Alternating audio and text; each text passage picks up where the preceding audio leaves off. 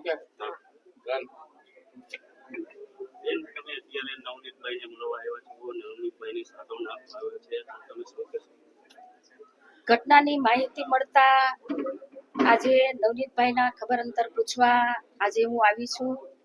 મારી સાથે તળાજાના ધારાસભ્ય ગૌતમભાઈ, મહુવાના ધારાસભ્ય શિવાભાઈ અને અમારા પૂર્વ મંત્રી આરસીભાઈ મકવાણા અને અમારા સમાજના અનેક આગેવાનો સાથે આજે હું નવનીતભાઈના ખબર અંતર પૂછવા આવી છું.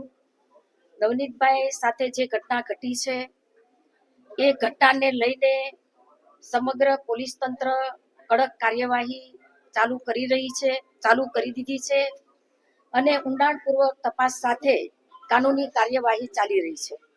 બેન, અત્યારે માયાભાઈના છોકરાનું જાહેરાતનું કંઈક ને કંઈક નામ નવનીતભાઈ જઈ રહ્યા છે, તો તેને લઈને તમે શું કરશો આગળની કાર્યવાહી?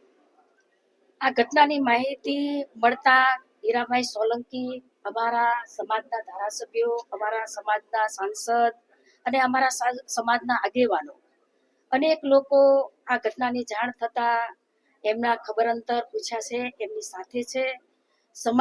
સમગ્ર સમાજ એમની સાથે છે અને જે પણ આરોપીઓ હશે એ આરોપી પોલીસ તંત્ર કડકમાં કડક કાનૂનથી કાર્યવાહી કરી રહી છે.